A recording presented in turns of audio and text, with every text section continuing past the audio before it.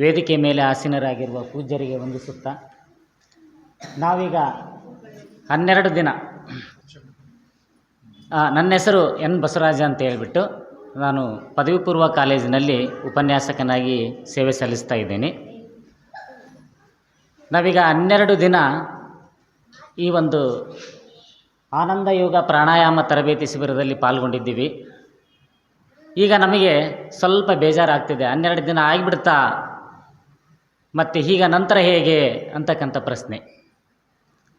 ನಾನು ಮುಖ್ಯವಾಗಿ ಇಲ್ಲಿಗೆ ಬರಲಿಕ್ಕೆ ಕಾರಣ ನನ್ನ ಮಗ. ಅವನಲ್ಲಿ ಸ್ವಲ್ಪ ಚಂಚಲತೆ ಇತ್ತು, ಸೋಮಾರಿತನ ಇತ್ತು.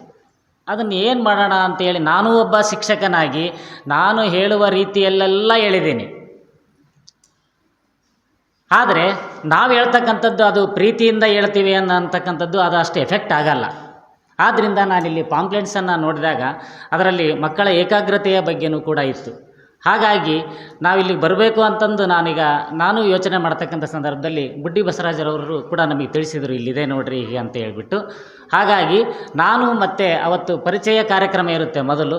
ಆಗ ಬಂದಾಗ ನನ್ನ ಮಗನ ಜೊತೆಗೆ ಬಂದಾಗ ಅವಾಗ ವಿಷಯಗಳು ತಿಳಿದ್ವು. ನನಗೂ ಕೂಡ ಸಕ್ಕರೆ ಅಂಶ ಇದೆ ದೇಹದಲ್ಲಿ, ಆದರೆ ಭಾಳಷ್ಟೇನು ಇರಲಿಲ್ಲ. ಆದರೂ ಕೂಡ ನಾನು ಇದರಲ್ಲಿ ಭಾಗಿಯಾಗೋಣ ಅಂತ ಹೇಳಿಬಿಟ್ಟು ನಾನು ಕೂಡ ಈ ಕಾರ್ಯಕ್ರಮಕ್ಕೆ ಆಗಮಿಸಿದೆ. ಈಗ ನಾನು 33 ವರ್ಷ ಈ ಶಿಕ್ಷಕ ಸೇವೆ ವೃತ್ತಿಯಲ್ಲಿ ಸಲ್ಲಿಸಿದ್ದೀನಿ. ಮುಂದಿನ ವರ್ಷ ಅಕ್ಟೋಬರಿಗೆ ನಿವೃತ್ತಿ ಆಗ್ತಾಯಿದ್ದೀನಿ. ನಾವು ಕೂಡ ಮಕ್ಕಳಿಗೆ ಹೇಳ್ತಾ ಇದ್ದೀವಿ. ನಾವು ಮಕ್ಕಳಿಗೆ ಏನು ಹೇಳ್ತೀವಿ ಅಲ್ಲಿ ಅಂತಂದರೆ, ಕಾಲೇಜಿನಲ್ಲಿ ಕೇವಲ ನಮ್ಮ ಸಿಲೆಬಸ್ಸನ್ನು ಮಾತ್ರ ಹೇಳ್ತೀವಿ. ಏನಾದರೂ ಆ ಕಡೆ ಈ ಕಡೆ ಹೋದರೆ ನಮ್ಮ ಸಿಲೆಬಸ್ ಆಗಲ್ಲ ಅಂತಕ್ಕಂಥ ಭಾವನೆ ನಮ್ಮದಿದೆ. ನಾವೆಲ್ಲ ಚಿಕ್ಕ ಮಕ್ಕಳಿದ್ದಾಗ ನಮಗೆ ಶಾಲೆಯಲ್ಲಿ ನೈತಿಕ ಶಿಕ್ಷಣ ಅಂತಕ್ಕಂಥದ್ದಿತ್ತು. ಈಗ ಎಲ್ಲಿ ಕೂಡ ಯಾವ ಶಾಲೆಯಲ್ಲೂ ಈ ನೈತಿಕ ಶಿಕ್ಷಣವನ್ನು ಹೇಳ್ತಾ ಇಲ್ಲ. ಆದರೆ ನಾನು ಇಲ್ಲಿ ಬಂದಾಗಿನಿಂದ ಏನು ಕಲಿತನಲ್ಲ, ನಾವು 33 ವರ್ಷ ಏನು ಬೋಧನೆ ಮಾಡಿದರೂ ಕೂಡ ಅಷ್ಟು ನೈತಿಕ ಶಿಕ್ಷಣವನ್ನು ಮಕ್ಕಳಿಗೆ ನಾವು ಬೋಧಿಸಿಲ್ಲ. ಕೇವಲ 10 ದಿನಗಳಲ್ಲಿ, ಯಾಕಂದರೆ ಅಷ್ಟೊಂದು ಅಂಶಗಳು ಅದರಲ್ಲಿದ್ದವು.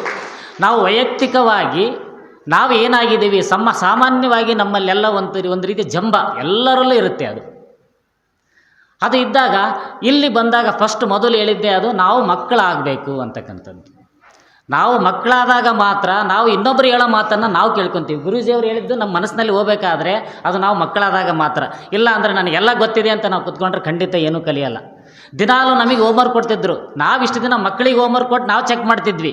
ಈಗ ದಿನಾಲೂ ನಾವು ಇಲ್ಲಿ ಹೋಮ್ವರ್ಕನ್ನು ಬರ್ಕೊಂಡು ಬಂದ್ವಿ. ನಾವಿಲ್ಲಿ ಹೋಮ್ವರ್ಕ್ ಬರ್ಕೊಂಡು ಬರುವಾಗ ನಾವು ಅದನ್ನೆಲ್ಲ ಹೇಳಿದ್ದೆಲ್ಲ ನಾವು ಜ್ಞಾಪನ ಮಾಡ್ಕೋಬೇಕಾಗತ್ತೆ. ಆಗ ಮಕ್ಕಳು ಯಾವ ರೀತಿ ಹೋಮ್ವರ್ಕ್ ಬರೀತಾರೆ ಅಂತಕ್ಕಂಥದ್ದನ್ನು ನನಗೆ ಮನದಟ್ಟಾಯ್ತು. ಈಗ ನಾವಲ್ಲಿ ಹೇಳ್ತಿದ್ವಿ, ಯಾಕೆಲ್ಲ ಏನಿಲ್ಲ ಅಂತ ಕೇಳ್ತಿದ್ವಿ. ಈಗ ಇದುವರೆಗೂ ತಾವೆಲ್ಲರೂ ಹೇಳಿದ್ದು ಕೂಡ ಯಾವುದೋ ಅತಿಶಯೋಕ್ತಿ ಅಲ್ಲ. ಎಲ್ಲರೂ ಇಲ್ಲಿ ಏನು ನಡೀತಾ ಇದೆ ಅಂತಂದು ಹೇಳಿದ್ದಾರೆ. ಸಮಯದ ಪ್ರಜ್ಞೆ ಆಗಿರ್ಬೋದು. ಆಮೇಲೆ ಇಲ್ಲಿ ಬಂದಾಗ ನನಗೆ ಮುಖ್ಯವಾಗಿ ಅನಿಸಿದ್ದು, ನನಗೂ ಕೂಡ ನನ್ನ ಮನಸ್ಸು ದೇಹ ಎಲ್ಲ ಹಗರಾಗಿಬಿಟ್ಟಿದ್ದಾವೆ. ಈಗ ನಾನು ಕೂಡ ಅನೇಕ ಯೋಗಾಸನ ಕಾರ್ಯಕ್ರಮಗಳಿಗೆ ನಾನು ಭೇಟಿಯಾಗಿದ್ದೀನಿ. ಇಲ್ಲಿಗೆ ಮುಖ್ಯವಾದ ವ್ಯತ್ಯಾಸ ಅಂದರೆ, ನಾವಲ್ಲಿ ಬರೀ ಯೋಗಾಸನಗಳನ್ನು ಪ್ರಾಣಾಯಾಮಗಳನ್ನು ಮಾಡಿ ಬರ್ತೀವಿ, ಆದರೆ ಆಹಾರ ಕ್ರಮವನ್ನು ಅನುಸರಿಸಲ್ಲ. ಆದರೆ ಇಲ್ಲಿ ಎರಡೂ ಜೊತೆಯಾಗಿ ಇರೋದರಿಂದ ಸಹಜವಾಗಿ ಇದಕ್ಕೆ ಆಗಮಿಸಿರ್ತಕ್ಕಂಥವ್ರು ಇಲ್ಲಿ ಶಿಬಿರಾರ್ಥಿಗಳಿಗೆಲ್ಲರ ಆರೋಗ್ಯವೂ ಕೂಡ ಸುಧಾರಣೆಯಾಗಿದೆ. ನಾವು ಮೊದಲನೇ ದಿನದಲ್ಲಿ ಬಂದಾಗ ಅವರ ಮುಖಚರ್ಯಗಳು ಹೇಗಿದ್ದವು, ಈಗ ನಂತರದಲ್ಲಿ ಮುಕ್ತಾಯದ ದಿನದಲ್ಲಿ ಅವರ ಮುಖಚರ್ಯಗಳು ಹೇಗಿದ್ದಾವೆ ಅಂತ ನೋಡಿಬಿಟ್ರೆ ನಮ್ಮೆಲ್ಲರಿಗೂ ಗೊತ್ತಾಗುತ್ತೆ. ಆದ್ದರಿಂದ ದಯವಿಟ್ಟು ಇಲ್ಲಿ ಬಂದಿರತಕ್ಕಂಥ ನಮ್ಮ ಸಂಬಂಧಿಗಳು ಯಾರ್ಯಾರೆಲ್ಲ ಬಂದಿದ್ದೀರಿ ಇಲ್ಲಿ, ಅವರು ಕೂಡ ಬರೀ ಇದನ್ನು ನಾವು ಹೇಳಿದ್ದನ್ನು ಕೇಳಿದರೆ ನಿಮಗೂ ಅನಿಸ್ಬೋದು, ಇಷ್ಟೆಲ್ಲ ಆಗುತ್ತಾ ಅಂತಕ್ಕಂಥ ಪ್ರಶ್ನೆ ನಿಮ್ಮ ಮನಸ್ಸಿನಲ್ಲಿ ಇರ್ಬೋದು. ಖಂಡಿತವಾಗಿ ನೀವು ಬಂದು ಇದರಲ್ಲಿ ಪಾಲ್ಗೊಂಡಾಗ ಮಾತ್ರ ಇದರ ಅನುಭವಗಳು ಗೊತ್ತಾಗ್ತವೆ. ಈಗ ಅನಿಸ್ಬೋದು, ಏನಿದು ಒಂದು ಹೇಳಿಕೆಗಳನ್ನು ಹೇಳ್ತಾರೆ, ಎಲ್ಲವಲ್ಲಿ ಇಷ್ಟೇ ಹೇಳೋದು, ಅವ್ರಿಗಾಗಿದ್ದನ್ನು ಸುಮ್ಮನೆ ಹೇಳ್ತಾರೆ ಅಂತಕ್ಕಂಥದ್ದು ತಮಗೆ ದಯವಿಟ್ಟು ಯಾರಾದರೂ ಅಂದ್ಕೊಂಡಿದ್ರೆ ನಾನು ಅದನ್ನೇ ಹೇಳಿದೆ. ಇದು ಅತಿಶಯೋಕ್ತಿ ಅಲ್ಲ, ನಿಖರವಾಗಿರೋದನ್ನು ಎಲ್ಲರೂ ಕೂಡ ಈಗ ಹೇಳ್ಕೊಂಡಿದ್ದಾರೆ.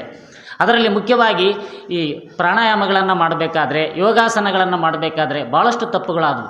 ನಿನ್ನೆ ತಾನೇ ಗುರೂಜಿಯವರು ಹೇಳಿದರು, ನಮ್ಮನ್ನೆಲ್ಲರನ್ನು ವೈಯಕ್ತಿಕವಾಗಿ ಒಬ್ಬೊಬ್ಬರನ್ನೇ ಮಾಡಿ ತೋರಿಸಿದಾಗ ನಾವು ಭಾಳಷ್ಟು ಜನ ಸರಿಯಾಗಿ ಮಾಡಲಿಕ್ಕೆ ಆಗಲಿಲ್ಲ. ಆಗ ಅವರು ಬೇಜಾರು ಕೂಡ ಮಾಡಿಕೊಂಡ್ರು. ನಾನು ಇಂಥ ಬ್ಯಾಚನ್ನು ನನ್ನ ಜೀವನದಲ್ಲೇ ನೋಡಿಲ್ಲ, ನೀವು ಭಾಳಷ್ಟು ತಪ್ಪುಗಳನ್ನು ಮಾಡ್ತಾ ಇದ್ದೀರಿ ಅಂತಕ್ಕಂಥದ್ದು. ಖಂಡಿತ ಸರಿ. ಆ ತಪ್ಪುಗಳನ್ನು ತಿದ್ದುಕೊಂಡಾಗ ನೀವೇನೆಲ್ಲ ಹೇಳಿದರೆ ಆರೋಗ್ಯ ಸುಧಾರಣೆ, ಇನ್ನೂ ಆರೋಗ್ಯ ಸುಧಾರಣೆ ನಮ್ಮಲ್ಲಿ ಆಗ್ತಾ ಇತ್ತು. ಆದ್ದರಿಂದ ನಾವೀಗ ಗುರೂಜಿಯವರಿಗೆ ಇಲ್ಲಿ ನಾವೊಂದು ಮಾತನ್ನು ಕೊಡೋಣ. ನಾವೆಲ್ಲರೂ ಇನ್ನು ಮುಂದೆ ಇನ್ನೂ ಒಂದು 12 ದಿವಸಗಳು ಮಾಡಿದರೆ ನಾವು ಅವಾಗ ಪರ್ಫೆಕ್ಟ್ ಆಗ್ತೀವಿ. ಪರ್ಫೆಕ್ಟ್ ಆಗಿರ್ತಕ್ಕಂಥ ಯೋಗಾಸನ ಪ್ರಾಣಾಯಾಮಗಳನ್ನು ಮಾಡಿದರೆ ನಾವಿನ್ನೂ ನಮ್ಮಲ್ಲಿರ್ತಕ್ಕಂತಹ ಎಲ್ಲ ತೊಂದರೆಗಳನ್ನು ನಾವು ನಿವಾರಿಸ್ಕೊಳ್ಬೋದು. ಹಾಗಾಗಿ ನಾವು ನಂತರ ಎಲ್ಲರೂ ಸೇರ್ಕೊಂಡ್ಬಿಟ್ಟು ಎಲ್ಲಿ ಸೇರೋಣ, ಏನು ಮಾಡೋಣ ಅನ್ನೋದನ್ನು ನಾವು ಮಾಡಬೇಕಾಗಿರ್ತಕ್ಕಂಥ ಸಂದರ್ಭ ಇದು. ಅದನ್ನು ಯೋಚನೆ ಮಾಡೋಣ ಅಂತ ಹೇಳ್ತಾ ಈಗಾಗಲೇ ತಾವೆಲ್ಲರೂ ಹೇಳಿದ್ದೀರಿ. ಆದ್ದರಿಂದ ಮತ್ತೊಮ್ಮೆ ನಾನು ವಂದಿಸುತ್ತಾ, ನಾನು ಗುರೂಜಿಯವರಿಗೆ ಮೊನ್ನೆ ವಿನಂತಿಸಿಕೊಂಡಿದ್ದೆ, ಈಗ ವಿದ್ಯಾರ್ಥಿಗಳಲ್ಲಿ ಭಾಳಷ್ಟು ತೊಂದರೆಗಳಿದ್ದಾವೆ. ಆ ಅನೇಕ ತೊಂದರೆಗಳಿಗೆ ಇವರು ತಮ್ಮ ನೈತಿಕ ಮಾತುಗಳಿಂದ, ನಂತರ ಯೋಗಾಸನಗಳಿಂದ, ಪ್ರಾಣಾಯಾಮಗಳಿಂದ ಅದಕ್ಕೆ ಉತ್ತಮವಾದ ಪರಿಹಾರವನ್ನು ಸೂಚಿಸ್ತಾರೆ. ಆದ್ದರಿಂದ ನಮ್ಮ ವಿದ್ಯಾರ್ಥಿಗಳಿಗೂ ಕೂಡ ಅದೇ ನಾನು ಅವತ್ತು ಮೊನ್ನೆನೇ ಕೇಳಿದ್ದೆ, ರಜಾ ದಿನದ ಅವಧಿಯಲ್ಲಾದರೆ ವಿದ್ಯಾರ್ಥಿಗಳು ಬರಲಿಕ್ಕೆ ಅನುಕೂಲ ಆಗುತ್ತೆ.